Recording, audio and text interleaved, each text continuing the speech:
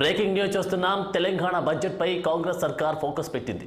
Telangana budget 2024-2025 బడ్జెట్పై కసరత్తు ముమ్మరం చేశారు. ఇప్పటికే అన్ని శాఖల నుంచి ఆర్థిక శాఖ ప్రతిపాదనలు కోరింది. రోజుకు 2 చొప్పున మంత్రులతో బట్టి విక్రమార్క చర్చలు జరుపుతున్నారు.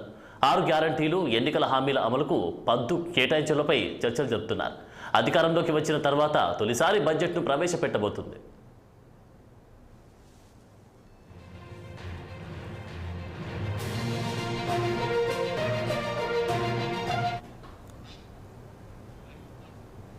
ఇక ఇదే అంశానికి సంబంధించి మా పొలిటికల్ బ్యూరో చీఫ్ రామ్ మరింత తాజా అప్డేట్స్ అందిస్తారు. రామ్,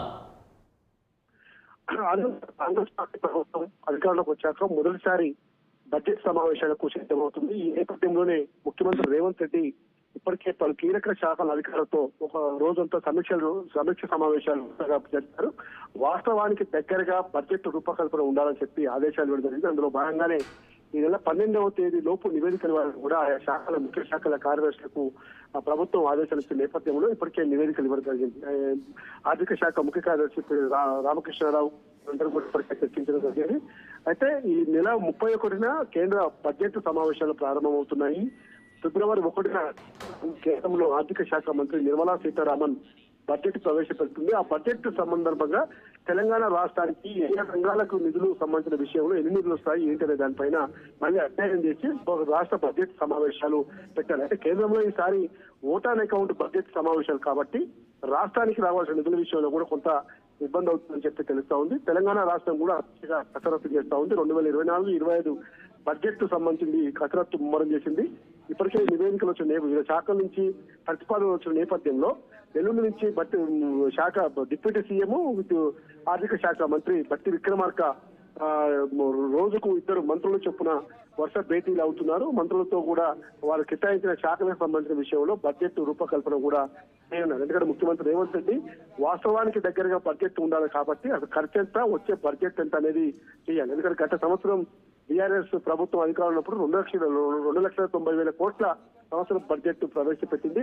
అయితే ఈసారి 2,90,000 కోట్లు దాటుతుందా లేదా అంతే బడ్జెట్ తో ముందుకు పోతుందా, దాన్ని ఇంకా తగ్గిస్తారనేది మాత్రం చూడాలి. ఎందుకంటే ముఖ్యంగా కాంగ్రెస్ పార్టీ అధికారంలోకి వచ్చాక 6 గ్యారంటీలను 100 రోజుల్లో అమలు చేస్తామని చెప్పింది. 6 గ్యారంటీల అమలుకి ఇప్పటికే చేయాల్సిన ప్రక్రియ అంతా కూడా చేస్తా ఉంది. దరఖాస్తుల స్వీకరణ, డేటా ఎంట్రీ, ఫిజికల్ ఎంక్వైరీ ఇవన్నీ కూడా చేసి ఖచ్చితంగా 100 రోజుల లోపు ప్రజలకు ఇచ్చిన హామీని నిలబెట్టుకుంటామని చెప్పి కూడా స్పష్టంగా చెప్పిన నేపథ్యంలో ఆ దిశగానే ఈ కాంగ్రెస్ పార్టీ ప్రభుత్వం ముందుకు పోతుంది. ఎందుకంటే వచ్చే పార్లమెంట్ ఎన్నికల్లో కూడా రాష్ట్రంలో 6 గ్యారంటీల పథకం అమలుకు ఇబ్బందులు అవుతాయి. మళ్ళీ పార్లమెంట్ ఎన్నికల్లో కూడా కాంగ్రెస్ పార్టీకి ఇబ్బందిగా అనే దాని దిశగానే కాంగ్రెస్ పార్టీ అడుగులు వేస్తా ఉంది. కాబట్టి ఈ రోజు బట్టి రాష్ట్ర ఆర్థిక శాఖ మంత్రి డిప్యూటీ సీఎం బట్టి విక్రమార్క రేపటి ఎల్లుండి రోజుకి 2 మంత్రులు చొప్పున వరుస సమావేశాలు అవుతారు. అయితే ఫిబ్రవరి 9వ తేదీ లోపు కేంద్ర బడ్జెట్ సమావేశాలు ముగుస్తాయి కాబట్టి వారం 10 రోజులు గ్యాప్ ఇచ్చి మళ్ళీ 3వ వారంలో రాష్ట్ర బడ్జెట్ సమావేశాలు ఉంటాయి.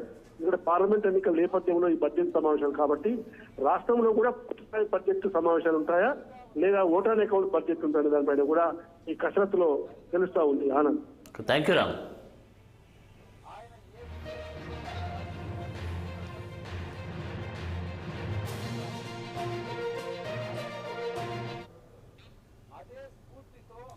తెలంగాణ బడ్జెట్పై కాంగ్రెస్ సర్కార్ ఫోకస్ పెట్టింది.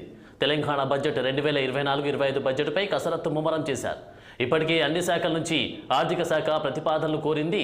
2 చొప్పున రోజుకు మంత్రులతో బట్టి విక్రమార్క చర్చలు జరుపుతున్నారు.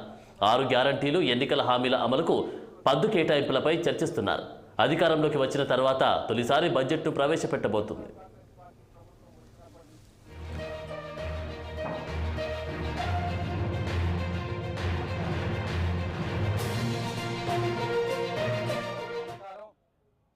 బడుగు బలహీన వర్గాలను పైకి తీసుకురావాలన్నటువంటి ఆకాంక్షతో